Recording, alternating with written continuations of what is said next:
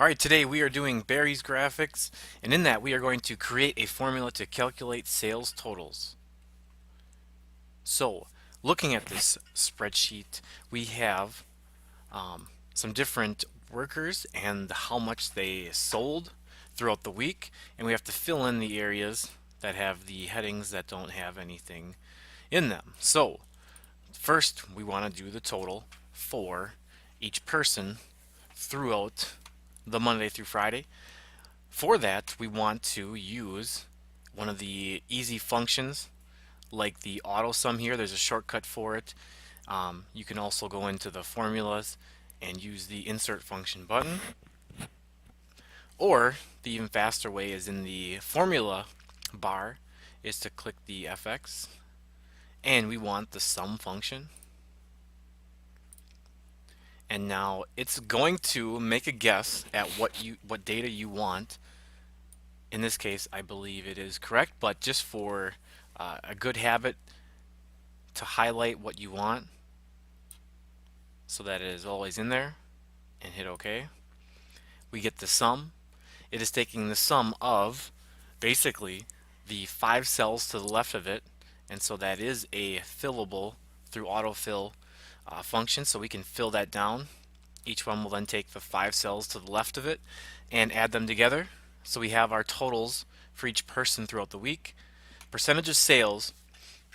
For this, we're going to wait until we get our totals down below. So we want the totals of what was sold on Monday. So we can go again to the sum function. And its guess is sort of correct. It includes the 13 here, and we can just grab exactly what we need as a good habit. It's taking the 5 cells,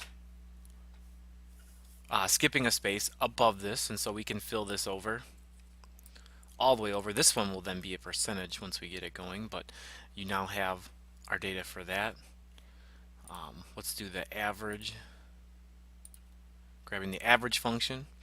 And now this time it is definitely going to guess incorrectly, and so you want to select what you want it to grab. It's okay if this is an error now, we can change it later. To the highest, which will be your max. Definitely guesses wrong. Select what we need. Fill over. Lowest is another word for min, the minimum.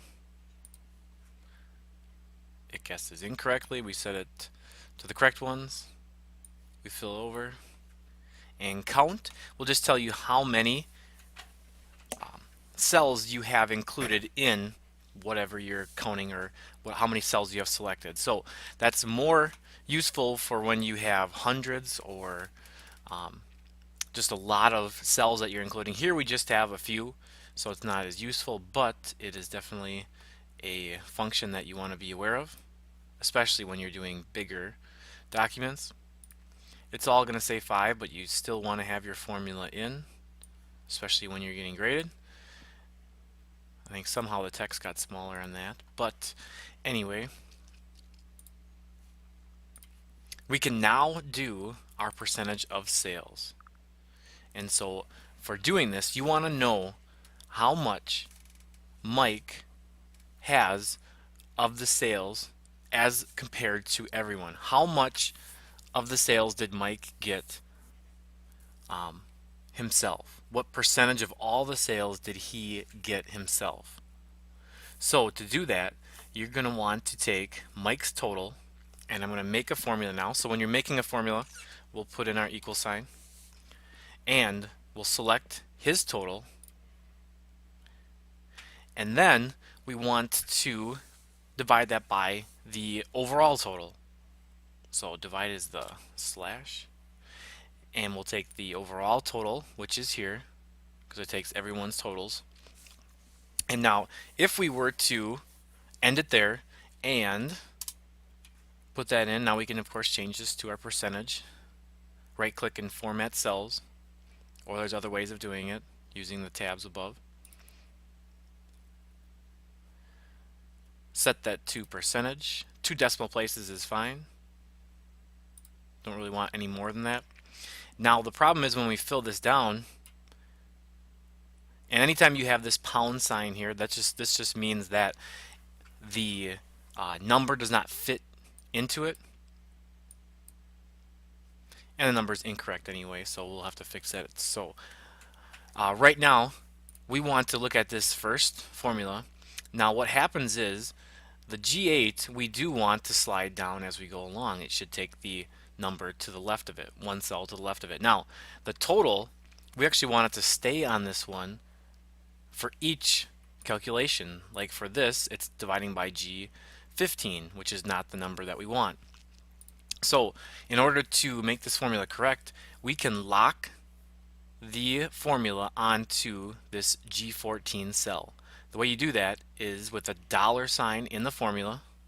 And so I can click into it in my formula bar here and put in a $sign. So we have G $sign 14. Now, the $sign placed before the 14 locks it into that row. So when I pull it down, it will not slide down the rows. I could put a $sign before the G as well and it won't leave that column, but we are pulling straight down, so it won't matter. We can do it. And now when I hit return here and then fill it down, now we have the more realistic percentages. This we want to have at a in percentage as well. We can have all of these. I should have done it right away. And now they should add up to be 100% because all of the sales should be 100%. You can't go above 100%. You can't sell more than 100% of what you sold. So these should add up to be 100%, which is good. Just to prove, you could take the $sign away from the G, hit enter, and fill that. Also works, but having them both locked does work in this case. And so we have all of that. I want to, in the home tab, size 11. To make it the same size as the other ones, I want to make it 14. And we have everything in.